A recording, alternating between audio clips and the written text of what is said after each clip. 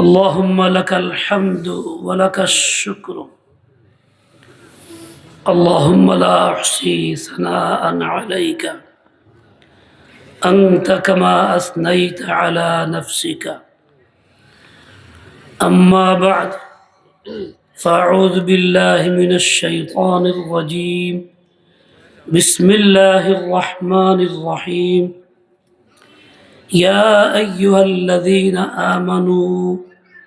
آمنوا بالله ورسوله والكتاب الذي نزل على رسوله والكتاب الذي أنزل من قبل الآية. صدق الله. آمنت بالله. আলহামদুলিল্লাহ, আল্লাহ পাকের শুকর।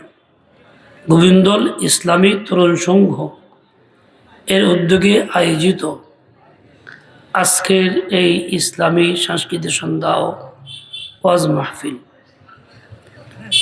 জানুয়ারি 3 তারিখ 2026 রোজ শনিবার। লেখা আছে ইং মানে ইংরেজি। আসলে এই সনটা ইংরেজি সন না, এটা ঈসাই সন। ইংরেজদের বাপদাদার কোনো সম্পদ নাই, ওদের সনও নাই। ঈসা আলাইহিস সালাম আল্লাহ পাকের নবী, আমাদেরও নবী। তার জন্ম থেকে এই সনের গণনা শুরু, তাই সনটা হচ্ছে ঈসাই। আমাদের সম্পদ আমরা ঠেলে দিই আরেকজনের ঘাড়ে, খুব দুঃখজনক কথা। এটার সংশোধন হওয়া দরকার। আগামীতে যারা এই লিখবেন তারা খুব বুঝে শুনা শুদ্ধটা লিখবেন। আল্লাহ পাক তৌফিক দান, কবুল করেন। অনেক উলামায়ে কেরামের নাম এখানে আছে, আমি নালায়েক গুনাহগারের নামও আছে। আজকে যিনি প্রধান বক্তা তিনি আসছেন, কিছুক্ষণ পরে আসবেন। আল্লাহ পাক ওনাকে সহি সালামতে আফিয়তের সাথে আসার তৌফিক দান করেন। দীর্ঘ সময় যে কথাগুলি হয়েছে, এই কথাগুলিকে আল্লাহ পাক ভুলভ্রান্তি মাফ করে দিয়া সহিগুলিকে পাথেয় বানায় দেন, আমলের তৌফিক দান করেন। আমি লম্বা কোনো কথা না, মুখতাসার কয়েকটি কথা বলার চেষ্টা করি।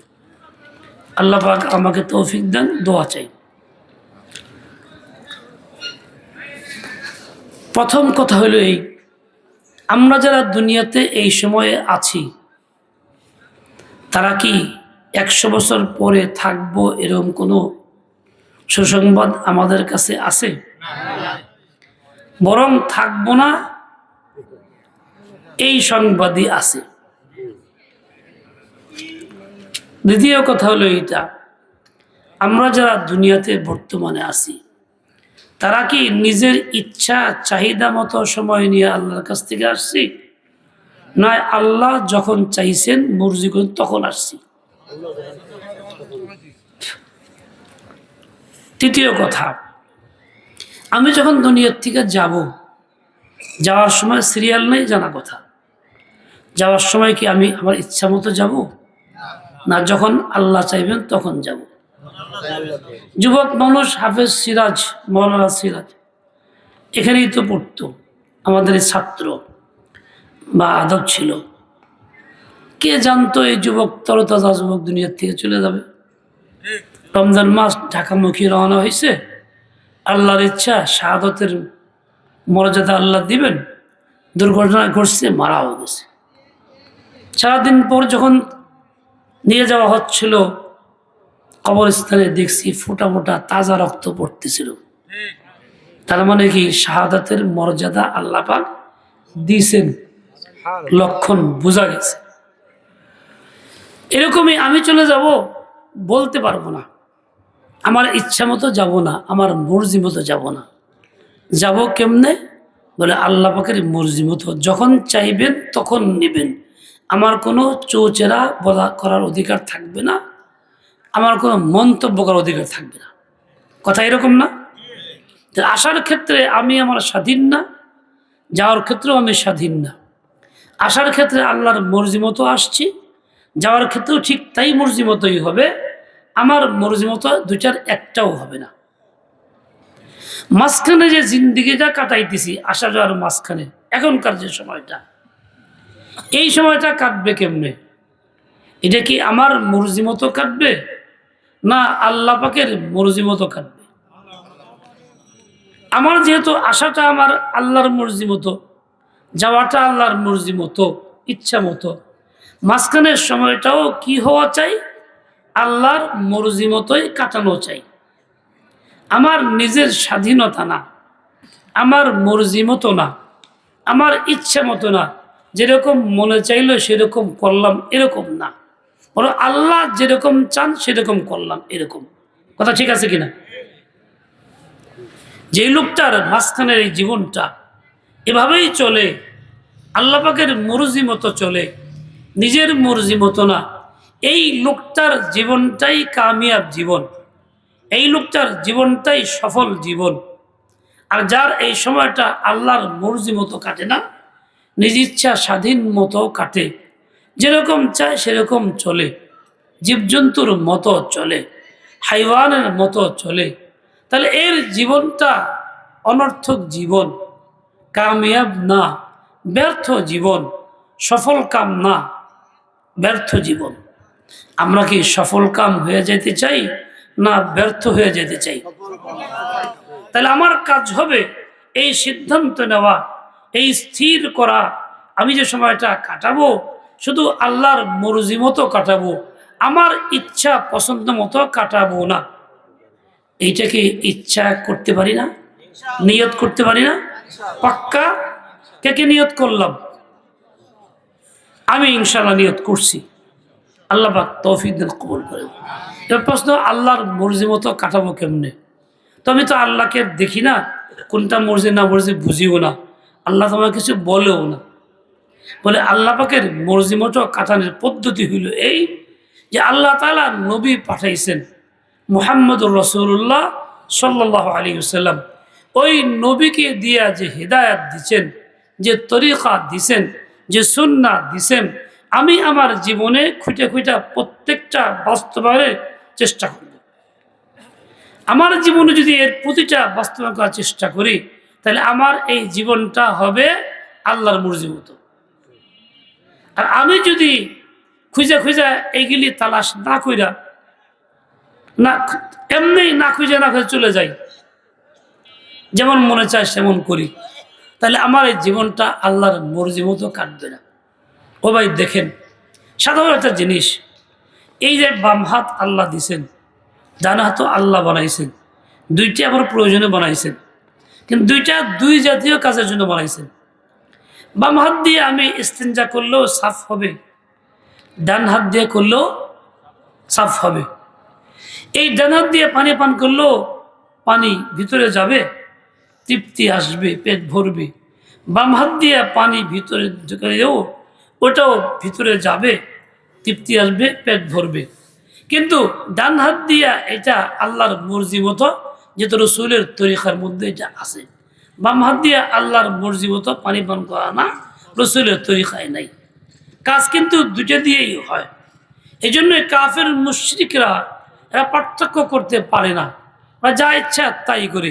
জীবজন্তু পার্থক্য করতে পারে না, যা ইচ্ছা তাই করে। কিন্তু এই মানুষ আমি পার্থক্য করতে পারি। তাই মুমিন যে সে ডান হাতেই পানি পান করে, বাম হাতে পানি পান করে না। চা পান ডান হাতেই করে, বাম হাতে করে না। ওই মজাটা ওইটাই পায়, চার স্বাদ ওরকমই থাকে। এমন না যে ডান হাতে মজা কম, বাম হাতে মজা বেশি। এমন উল্টা না যে ডান হাতে মজা বেশি, বাম হাতে মজা নেই, সমান। এরপরেও আমাকে নবীর তরিকায় চলতে হয়। এটা হলো আল্লাহর মর্জি মোতাবেক চলা। আল্লাহর মর্জি মোতাবেক চলার জন্য একদম প্রথম যে কাজটা সেটা হলো সহিশুদ্ধ ঈমান। সহিশুদ্ধ ঈমান, সহিশুদ্ধ ঈমান। ঈমান হলো আমার এক নম্বরের কাজ, প্রথম কাজ।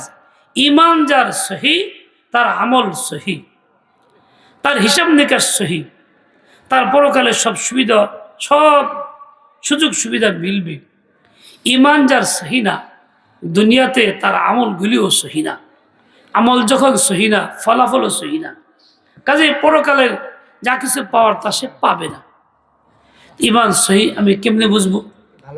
বলে ঈমান সহির জন্য প্রথম কাজ হলো এটা, আমার দিলের ভিতরে যত ময়লা আছে, কুফর শিরক সহ, কুফরের সমর্থন, শিরকের সমর্থন, কুফর প্রীতি পছন্দ করা, শিরক প্রীতি পছন্দ করা, এই সব আমার দিল থেকে আমি পরিপূর্ণ বের করে দেব। এগুলির ঘৃণা করব। মানুষ পায়খানা ঘৃণা করে, ছোট বাচ্চার পেশাব পায়খানাও ঘৃণা করে। আদরের শিশু পায়খানা করে দিলে ছটফট করে, নামাইতে চায়, ধুইতে চায়, এরা ডাকে, ওরা ডাকে, তাতে নিয়ে যাও।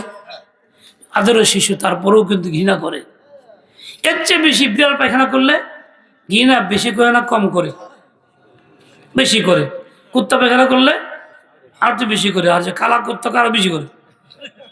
মানুষের ছবিয়াতের স্বভাব ঘৃণা করে। ঘৃণা করার মানে হলো এইটা, ওটাকে সে পছন্দ করে না, বর্জন করে ফেলে দেয়, ফেলে দেয়, ফেলে দেয়, ফেলে দেয়।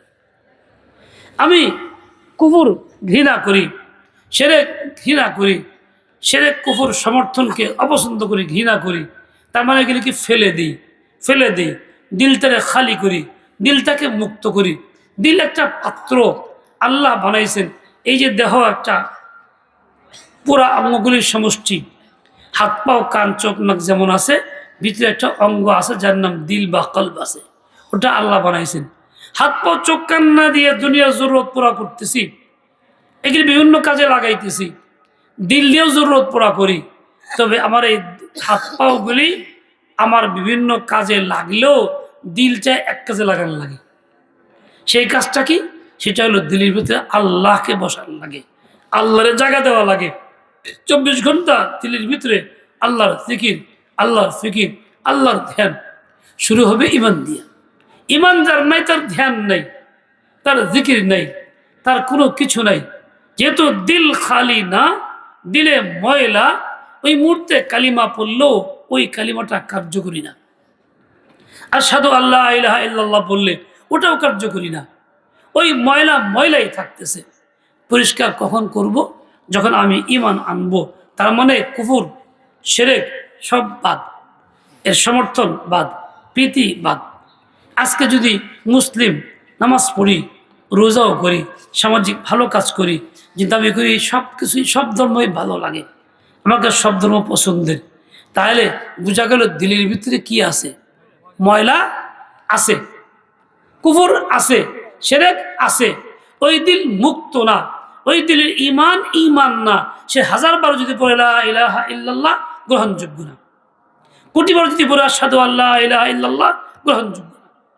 সাহাবায়ে কেরাম ইমান আনছেন, ইমানের মধ্যে আদর্শ তারা, তাদের ইমানে ইমান।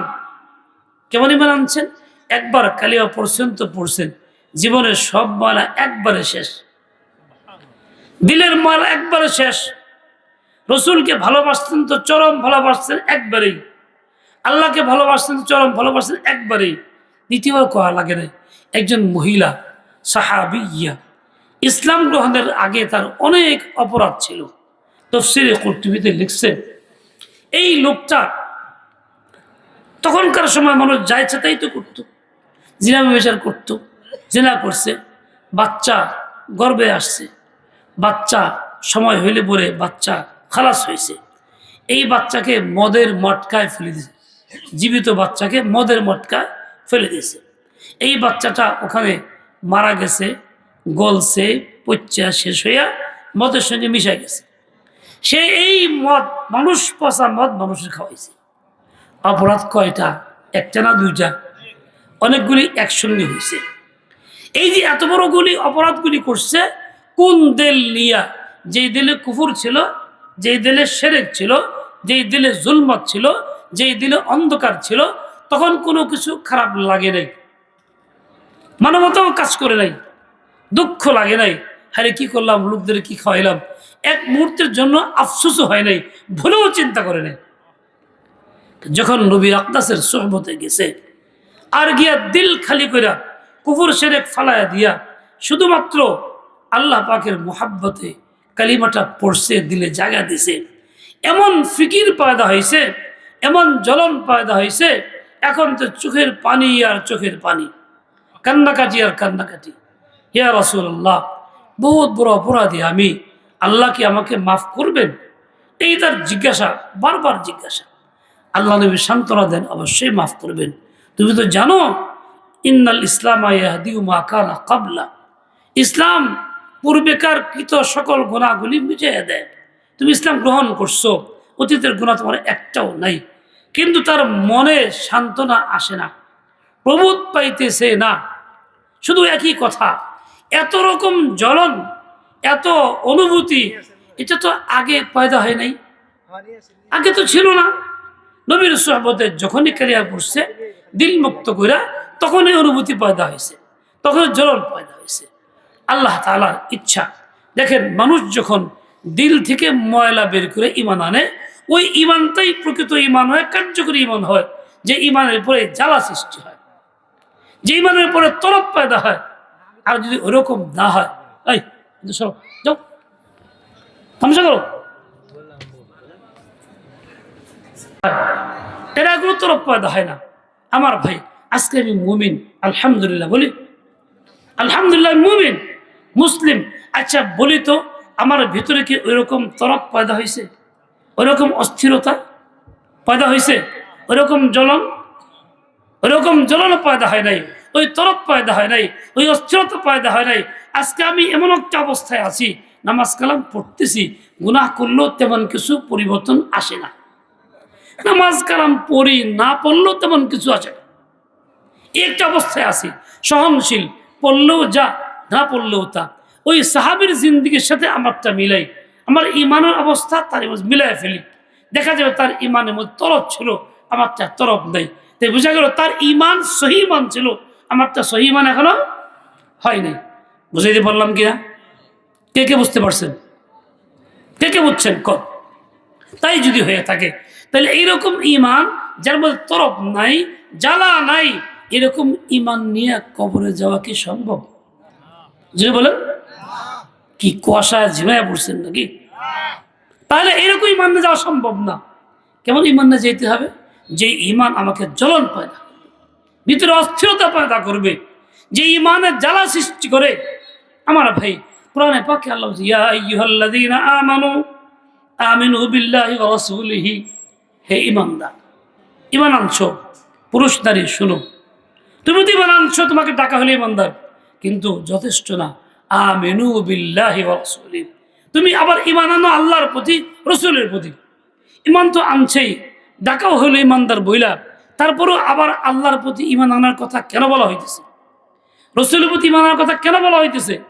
বুঝালো, আগে যে ঈমান আনছে, ঈমানটা যথেষ্ট ঈমান না, কামিল না, পরিপূর্ণ না, ওই জালাওয়ালা ঈমান না, ওই সাহাবীর মতো ঈমান না, যার জন্য বলা হয়েছে নতুন করে আনো, আমিনু বিল্লাহি ওয়া রাসূলিহি। তাহলে আমরা যে অবস্থায় আছি, আমাদের জন্যই এটা মুনাসিব যে হ্যাঁ, আমাদেরকে আল্লাহ বলছেন নতুন করে ঈমান আনো, আল্লাহকে বিশ্বাস করো, রাসূলকে বিশ্বাস করো। ইয়া আইয়ুহাল্লাযীনা আমানু আমিনু বিল্লাহি ওয়া রাসূলিহি। কেন হবে না? বলে ঈমানের মতো ঈমান আছে, মানুষের মতো মানুষ দেখতে দেখা যায় দূরের থেকে আছে, জিনিসের মতো জিনিস আছে দুনিয়াতে, মানুষ ধোঁকা খেয়ে যায়, এমন জিনিস আছে। অনেক সময় গাড়ির মধ্যে সামনে ড্রাইভাররা আঙ্গুর ঝুলায় রাখে, কৃত্রিম আঙ্গুর, কোম্পানি বানাইছে, দেখতে আঙ্গুরের মতো, ছোট বাচ্চা ধোঁকা খায়, নিয়ে খাইতে চাইতেছে, আসলে কি আঙ্গুর নাকি? তা কিন্তু না, এমন সুন্দর করে আল্লাহর দেওয়া বিবেক দিয়ে বানাইছে যে একদম সেম আঙ্গুরের মতোই মনে হইতেছে, তাই না? এরকম ভাবে দুনিয়াতে অনেক জিনিস সাদৃশ্য আছে, দেখতে একটা একটার মতো, বাস্তবে তো এরকম না। দেখেন, কেলাকুচ পাকলে কিরকম লাল টকটক হয় না? কিন্তু পাকার আগে কিরকম থাকে? পাকার কালো থাকে না, তরকারির রং থাকে, সবুজ থাকে। পটলের মধ্যে দেখা যায় না, কিন্তু আসলে কি পটল? দুইটা স্বাদ কি এক, মান কি এক, দাম কি এক, সাদৃশ্য একটা মতো একটা। একদম অশিক্ষিত মূর্খ লোক বলতে পারে এটাও পটল, কিন্তু বিচক্ষণ লোক তা কখনো বলবে না। স্বর্ণের মতোই তো মিউজিশিয়ান, কিরকম দামি স্বর্ণের এলাকা, এটা দেখতে কত সুন্দর ঝকঝকা, হ্যাঁ, দামও খুব কম। দুনিয়ার কোনো বুদ্ধিমান এটা একসঙ্গে নিবে না, এক ওজনের এক পাল্লায় মাপবে না, একদমে কেউ নিবে না। স্বর্ণের মধ্যে দেখা গেলে কি হয়েছে? আসলে কি না, স্বর্ণ না। আমাদের মধ্যে ইমানওয়ালা দাবিদার দেখে ইমানওয়ালা দেখা গেলে কি হবে, কিন্তু প্রকৃত ইমানওয়ালা না, যেহেতু ওই তরফ নাই, ওই জ্বলন নাই। তাহলে জলব জলব হবে কি দিয়া? তরফ জলব হওয়ার জন্য শর্ত হলো এটা, ওই দিলকে খালি করো। লা ইলাহা ইল্লাল্লাহ, লা ইলাহা ইল্লাল্লাহ। প্রথমত ঘৃণা করো কুফরকে, ঘৃণা করো শিরককে, ঘৃণা করো সকল সমর্থনকে। এরপরে এগুলি ফেলে দাও, দিল খালি করো। তারপরে পড়ো লা ইলাহা ইল্লাল্লাহ মুহাম্মাদুর রাসূলুল্লাহ। দিলকে বোঝাও, দিল এখন থেকে আমি আল্লাহর গোলাম, আমি অন্য কারো গোলাম না, কারো কাছে মাথা নত করতে রাজি না। আল্লাহর হুকুম আমার হুকুম, আল্লাহ সবকিছুর মালিক, সবকিছুর মধ্যে আল্লাহর হুকুম চলবে। জমিনের মালিক আল্লাহ, কার হুকুম চলবে জমিনে? আল্লাহ তাআলার হুকুম চলবে। আমার মালিককে, আমার মধ্যে কার হুকুম চলবে? সর্বমত কার? আল্লাহ তাআলা। কাজে আমি এই শিক্ষা দিলাম দিলকে, বলেন দিল আমি এটা মানলাম, এখন থেকে তুই কারো গোলাম না, একজনের গোলাম, তিনি কে? আল্লাহ। কাজে করবি তারটাই করবি, অন্য কারোটা করতে পারবি না, চিন্তাও করতে পারবি না। দেখেন, আপনজন যদি অন্য কারো চিন্তা করে, সে বরদাস্ত করে? আপনার ঘরের বিবি একান্ত আপনার আপন, সেও আপনার আপন, আপনি তার আপন। কিরকম আপন? আপনি যদি খালি তার সামনে উমুকের চেহারার কথা বলেন, তার কাছে ভালো লাগবে? পত্রিকাও যদি আপনি ছবি দেখেন, তা চেতে যাবো গা, হ্যাঁ তুই, তার কাছে বরদাস্ত হইব না। একজন মানুষ, তার অধিকার কতটুকু? সে আপনার অধীনস্থ, সে আপনার মালিক না, আপনার চেহারার মালিক না, আপনার চোখের মালিক না, আপনার হাতের মালিক না, উল্টা আপনার অধীনে আসছে, তাকে আপনি উল্টা মোহর দিয়ে নিয়ে আসছেন। তাই অবস্থা এই খাবলা থাকতে পারবেন না। ও ভাই, আমার সবকিছুর মালিক যিনি, তিনি কে? তিনি কি বরদাস্ত করবেন যে আল্লাহকে বাদ দিয়ে অন্য কারো চিন্তা করা? বরদাস্ত করবেন? কখনো চিন্তা করবেন না, কখনো বরদাস্ত করবেন না। এই জন্যই তো আমাকে আপনাকে দিল খালি করে পরে ইমান আনতে হইব। ইমান আনার পরে কাজ কি? বলে ইমানের টাকা যায় চলা। কেমনে চলবো? বলে এমনি একা একা চলা যায় না, চলার জন্য কোন রাহবর চাই। দূরের রাস্তা রাহবর না থাকলে বড় পারেশানি হয়, বড় ঘোরা দিয়ে এক দিয়ে ঘুরলে 3 দিয়ে ঘোরানো লাগে। গাজীপুর যাইতেছে মোমেন শাহী, গাজীপুর চৌরাস্তা পার হয়ে গেছে, ব্রিজে উঠছে, ওঠার পরে এখন সোজা না গিয়া ড্রাইভার একটু ভুল করে ডান দিকে ঢুকছে, মনে করছে কাটিয়ে সামনে চলে যায়, কাটছে তো কাটছে, এখন সোজা গাজীপুর শহরের দিকে। উপায় নেই, দীর্ঘ সময় হাইট যায়, আবার হাইটা ওইটা নিচ দিয়ে আবার ঘুরা অনেক পথ পিছিয়ে গিয়ে আবার পুরো রাস্তায় উঠতে হয়েছে। সামান্য 1 সেকেন্ডের ভুলের কারণে পিছিয়ে আসার সুযোগ আর হয়নি। দুনিয়ার থেকে আমি চলে যাব। এই যে ইমান, যেটা আমার প্রথম কাজ ছিল, ইমানের দাওয়াত আল্লাহ আমাকে দিয়েছেন, আমিনু বিল্লাহ, এইটা আমার প্রথম কাজ, শেষ কাজ, সারা জিন্দেগি এটা আমার কাজ, এটা আমার লক্ষ্য। দুনিয়া থেকে যাবো তো ইমান নিয়ে যাবো, কিন্তু যদি এখানে ভুল হয়ে যায়, তাহলে দুনিয়ার রাস্তা ভুলকে তো ঘুরে একবার আইছিলাম, এই রাস্তা ভুল করে ফিরে আসন যাইব? সম্ভব না, গেলে তো গেলই। এই জন্য পরীক্ষা 2 রকম হয়। এক পরীক্ষায় ফেল করলে পাস করার সুযোগও থাকে, মাঝে মধ্যে বদলায়, প্রতিষ্ঠান বদলায় পরীক্ষা দেয়, রিফার্ট করে একাধিক বিষয় পরীক্ষা দিয়ে আবার পাস করে। আর এই পরীক্ষা এমন জীবনের লেগে দিলে যা শেষ, হয় পাস না হয় ফেল। ইমানের পরীক্ষাটা এমন জীবনের লেগে একবারই, পাস করলে পাস, ফেল করলে ফেল। কাজেই দিলে যদি ময়লা থাকে, সেরকম কুফর থাকে, প্রীতি থাকে, সমর্থন থাকে, জীবনের লেগে এই শেষ। দুনিয়াতে সুন্দর চেহারা নিয়ে যাবো ঠিক, কিন্তু ফেল তো ফেলই, আর পুনরায় পরীক্ষা দেওয়ার সুযোগ আর মিলবে না। এই জন্য ভাই, এই পরীক্ষায় ফেল করা যাবে না। লা ইলাহা ইল্লাল্লাহ, এই যে প্রচলিত নিয়মে যত আইন কানুন দেশে আছে, এই আইন কানুনগুলি সব ইসলাম বিরোধী কুফরি আইন। ব্রিটিশ সময় তৈরি হয়েছে, হয়েছে তো হয়েছেই, চলতেছে। দেশ ভাগ হয়েছে, নতুন স্বাধীন হয়েছে, আমরা দেশের নাগরিক, এই আইন চলতেছে, বাধ্য আমাকে মানতে হয়, বিপদে পড়ে মানতেছি। কিন্তু তাই বিলা দিল থেকে এটাকে পছন্দ করার সুযোগ নাই। কি করতে হবে? ঘৃণা করতে হবে। ঘৃণা যদি না করি, যত হাজার কালিমা হবে সব বেকার হবে। আশহাদু আল্লা ইলাহা বলবো, মুখের বাণী হবে, দিলের বাণী হবে না। দিল মুখের নাম না, ইমান শুধু মুখের উচ্চারণের নাম না, দিলের সাথে মিল করে বলার নাম ইমান। আগে দিলে থাকবো, মুখে ওই রকম মিল হইব, তারপরে তো ইমান হবে। ও ভাই, আর না হলে কি হবে জানেন?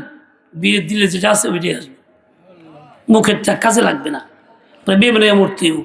এই জন্য কাজ হয়েছে ঘৃণা করা, অপছন্দ করা, এর মোকাবেলা কোরআন সুন্নাহর আইনকে পছন্দ করা, দিলে জায়গা দেওয়া, এইটাকে প্রচলন করার জন্য মেহনত করা, চেষ্টা করা, একে বলা, দাওয়াত দেওয়া, তৈরি করা, সকলে মিলে দাবি উত্থাপন করা।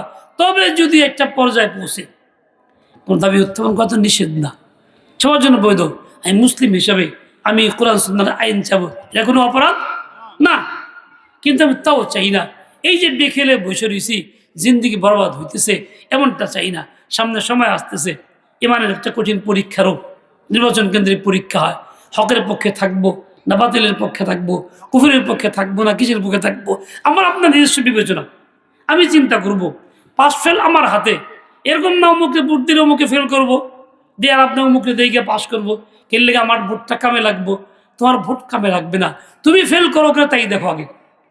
তার মানে তুমি কোরআন সুন্নাহর পক্ষে থেকে যে ভোট দাও, তাহলে তুমি পাস করলা, কিন্তু প্রার্থী ফেল করো তাতে কিচ্ছু আসে যায় না। তুমি তার পক্ষে না দাও, প্রার্থী পাস করো, তুমি ফেল করলা। ফেল পাস কার ব্যাপার, আমার না আরেকজনের? আমার চিন্তা আমার করতেই হবে।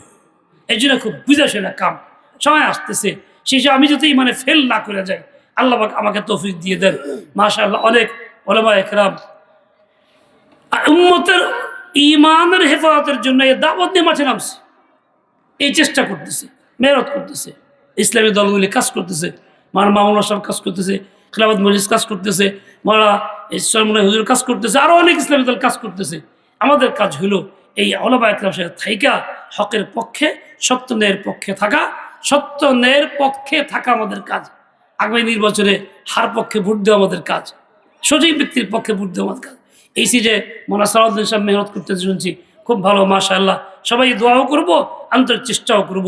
আল্লাহ পাক রব্বুল আলামিন আমাদের ঈমানি পরীক্ষা পাশ করার তৌফিক দান করেন। ওয়া সাল্লাল্লাহু তাআলা আলা নবিয়্যিনা মুহাম্মাদ।